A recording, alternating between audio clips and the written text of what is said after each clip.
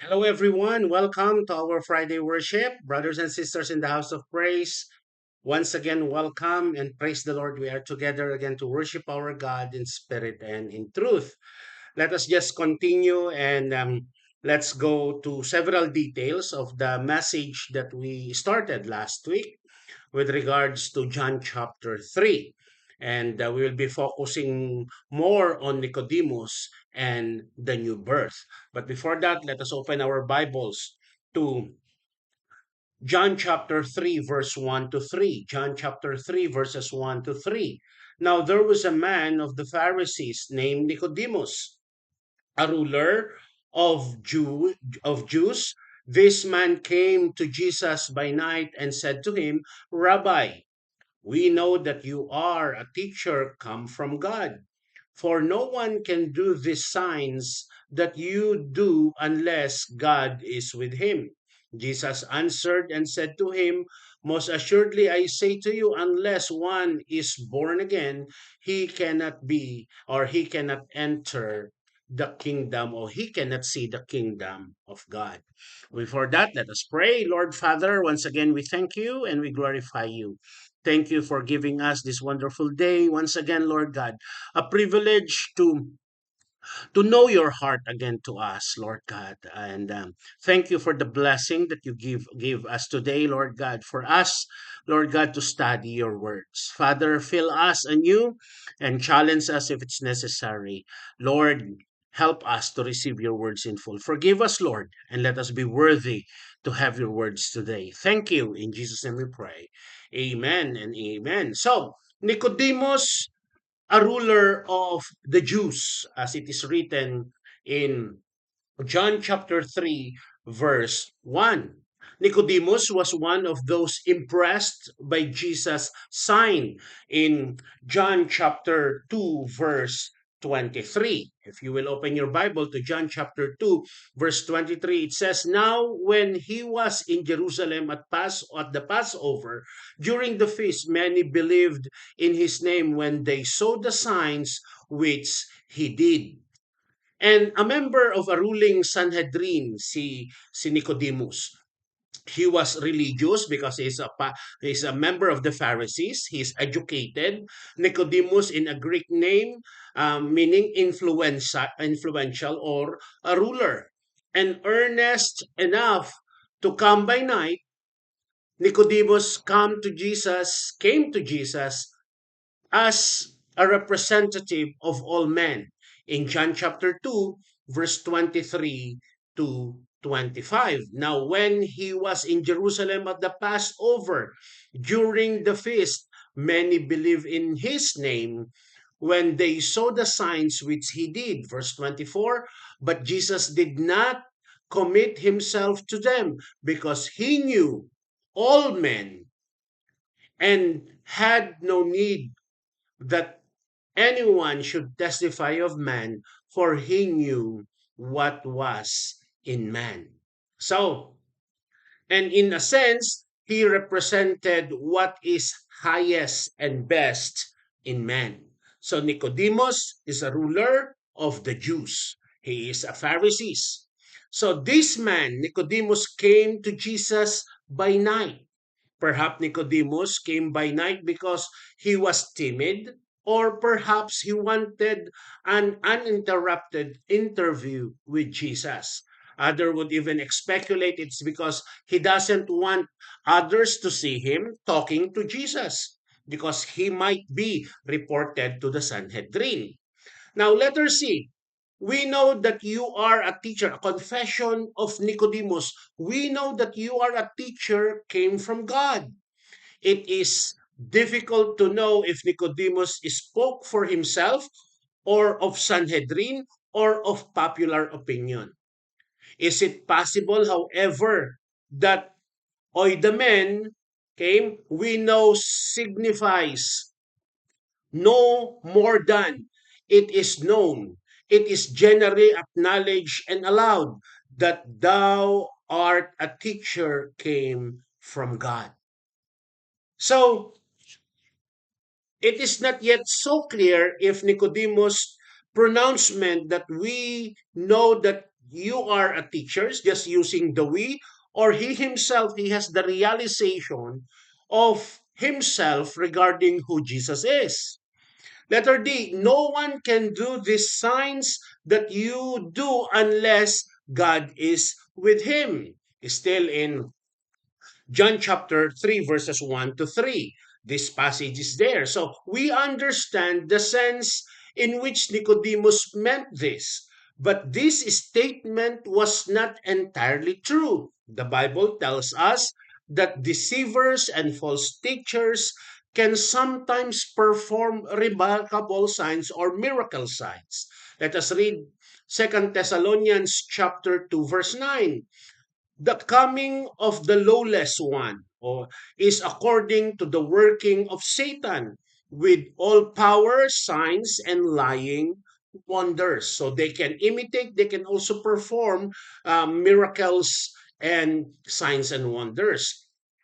In Revelations chapter 13, verse 13 to 14 says, he performed, referring to Satan. Okay, he performed great signs so that he even makes fire come down from heaven on earth in the sight of men. And he deceived those who dwell on earth by those signs which he was granted to do in the sight of the beast, telling those who dwell on earth to make an image of the beast, he was wounded by the sword and lived. So no one, the confession of Nicodemus is, no one can do these signs that you do unless God is with him. But that statement is not entirely true, because even Satan, his cohorts, and his followers can even do miracle signs, but to deceive us and to divert us of the truth. Letter E, unless one is born again. Now, this is now the reply of the Lord Jesus Christ. Unless one is born again, he cannot see the kingdom of God. Jesus replied to Nicodemus, shattered the Jewish assumption that their racial identity, their old birth, assured them a place in God's kingdom. Jesus made it plain that a man's first birth does not assume him of the kingdom. Only being born again gives this assurance. So, there is a belief system of the Jewish that if they've been born a Jew, they are saved. But as to, also that is also claim of other non-biblical churches, not only in the here in the Philippines but all over the world, that they said the membership of their church, the assurance of salvation is assured. But what the Bible is telling us, unless you are born again, you have a personal encounter with the Lord Jesus Christ, you cannot have the assurance of salvation. So it was taught widely among the Jews at that time that since they descended from Abraham, they were automatically assured of heaven. So that is their teaching, that is their dogmas. In fact, some rabbis taught that Abraham stood watch at the gate of hell, just to make sure that none of these descendants, the Jewish, accidentally wandered in there, in hell. Could you just imagine that kind of belief system? Most Jews of that time look for the Messiah to bring in a new world in which Israel and the Jewish people would be preeminent. But Jesus Christ came to bring new life in which he would be preeminent. Okay? So, Nicodemus addressed Jesus as a rabbi and a teacher. Jesus responded to him as one who announced new life. Our Lord Jesus replies, it is not learning, but life that is wanted for in the Messiah's kingdom. And life must begin by birth, that is to be born again. So, letter F, let's focus on the word born again. The ancient word translate again or anothen can be also translated from above. This is the sense in which John used these words in John chapter 3, verse 31, and in John chapter 19, verse 11, and in John chapter 19, verse 23. Let us read. Okay, we are talking about born from heaven or came from heaven. Okay, regarding to born again experience. John 3:31, he came from above, okay? From above is above all. He who is of the earth is earthly and speaks of the earth. He who comes from the heaven is above all. In John chapter 19, verse 11, Jesus answered, "You could have no power at all against me unless it has been given you from above. Therefore, the one who delivered me to you has the greater sin." And then verse 23, 19:23 of John, then the soldier, then when they had crucified Jesus, took his garment and made four parts, each soldier apart, and also a tunic. Now the tunic was without seam, woven from the top in one piece. So either way, the meaning is essential the same. To be born from above is to be born again. So the word born again, rendered anew, might equally be translated by from heaven. So above senses are true, and in the Johannine, John, those who study the book of John, as to the Johannine manners, it is likely that we should understand both here. So a new birth, born again, from above, those are the things as essential words and phrases to be understood. So essentially, this means to have new life in a theological term, for this is regeneration, meaning to say we need to have a change life. It isn't simple or simply a moral or religious reform, but the bringing of new life to belong to the heavenly kingdom. One must be born into it. Okay? So it's not a church affiliation. It should be an experience. And that experience should be lived out day after day. So Jesus clearly said that without the born again experience, that unless one is born again, he cannot enter or be part or to see the kingdom of God. So moral and religious reform isn't enough. One must be born again. So this isn't something that we can do to ourselves. No. If Jesus had said, unless you are washed, you cannot see the kingdom of God, then we might think, I can wash myself. A man might wash himself, but he could never birth himself. So, all over the New Testament, these ideas of rebirth, recreation occur. In First Peter, it speaks of being born anew by God's great mercy. First Peter chapter 1 verse 3. Blessed the God and Father of our Lord Jesus Christ, who according to his abundant mercy has begotten us again, born us again, begotten son, begotten us again to a living hope through the resurrection of Jesus Christ from the dead. So the key word of speaking to be born anew is begotten us again. Okay?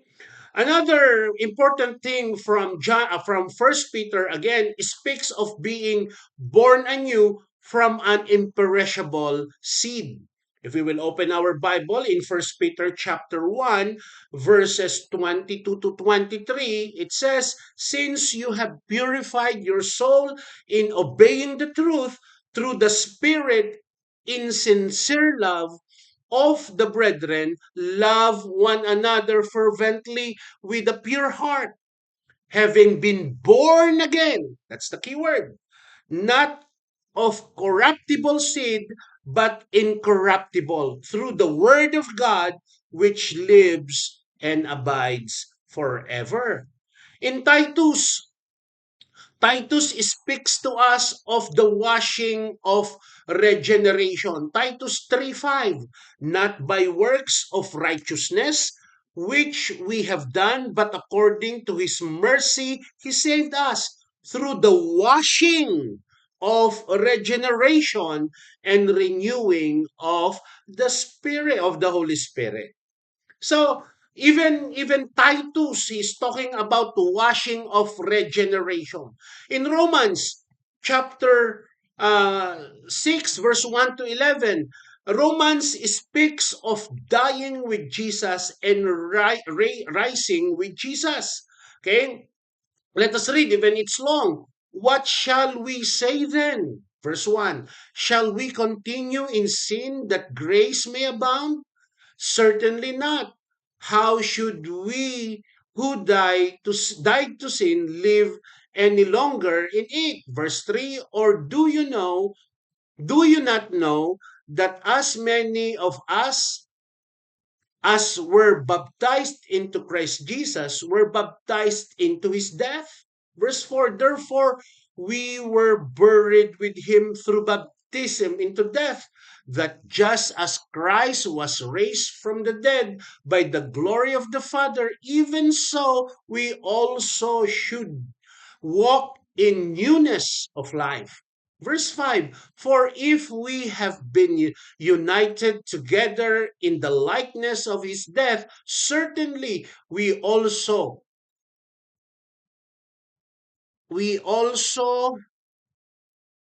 shall be in likeness in his resurrection. Knowing this, that our old man was crucified with him, that the body of sin might be done away with, that we should no longer be slave to sin. For he who has died has been freed from sin. Verse 7, for he who has died has been freed from sin. Verse 8, now if we died with Christ, we believe that we shall also live with him. Verse 9, knowing that Christ have been raised from the dead, dies no more. Death no longer has dominion over him, or has power over him. Verse 10, for the death that he died to sin once for all, but the life that he lives to God. Verse 11, and the last, likewise you also reckon yourselves to be dead indeed to sin, but alive to God in Jesus Christ our Lord. So, Romans speak of the dying with Jesus and rising with Jesus. First Corinthians speak a new believers, a newborn babe. In First Corinthians chapter 3, verse 1 and 2. Verse 1, and I, brethren, could not speak to you as the spiritual or people, but as to carnal, as to the babes in Christ. So, verse 2, I fed you with milk and not with solid food, for until now you were not able to receive it, and even now you are still not able. So, talking about new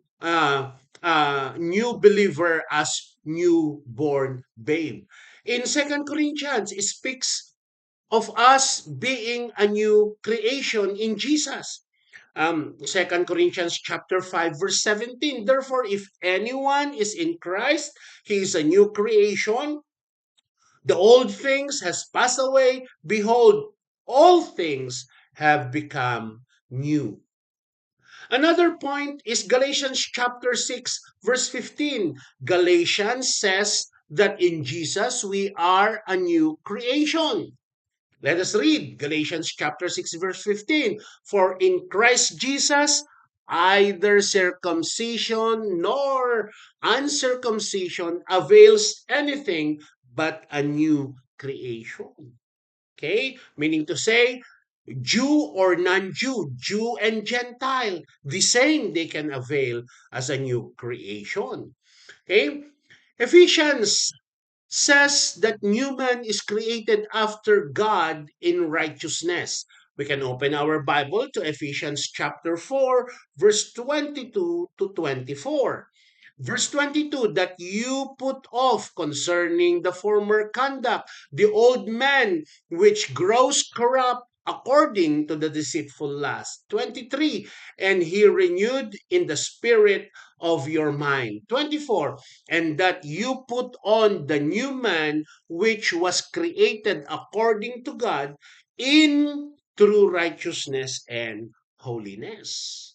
Last but not the least, Hebrews says that at the beginning of Christian life, we are like children. Hebrews chapter 5, verse 12 to 14. Verse 12, for though by this time you ought to be teachers, you need someone to teach you again the first principle of the oracle of God, that you have come to need milk, not solid food. For anyone who partakes only milk is unskilled in the word of righteousness, for he is a babe. But solid food belongs to those who are of full age, that is, those who by reason of use have their senses exercised to discern both good and evil.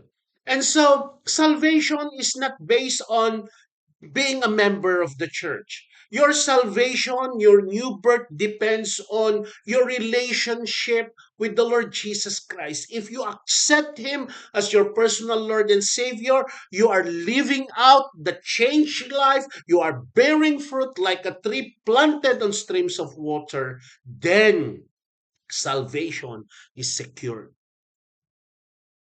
I keep on reminding my students that if your context of salvation, your definition of salvation is to be a member of a church, then you are building a kingdom made unto a sand.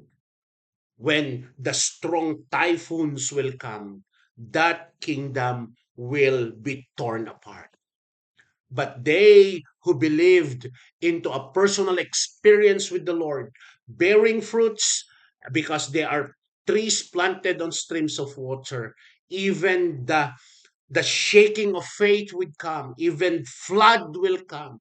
Okay? They will stood still. Why? Because they are having a solid foundation of faith in the Lord Jesus Christ. Brothers and sisters in the House of Praise Community Church, the Lord is knocking at the door of our hearts. That once again, let us receive in full this message, just like the confession of Nicodemus. Okay?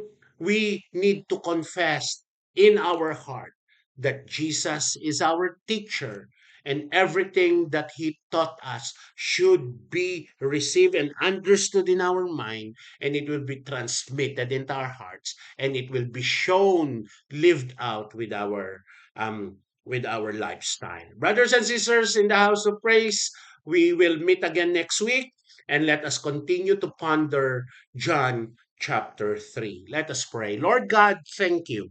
Thank you for my brothers and sisters. Thank you for bringing us together. Thank you that indeed, apart from you, we are nothing. And so, Father, we pray that you will bless us as we continue to seek your truth as to the Bible is speaking to us and teaching us. Father, give us the teachable heart to obey you as to the words that we have heard today. Thank you, Father. We bring back to you all the praises and glory. In Jesus' name we pray. And all God's people say, Amen and amen. Once again, let us declare, to God be the glory. Amen and amen. Hallelujah.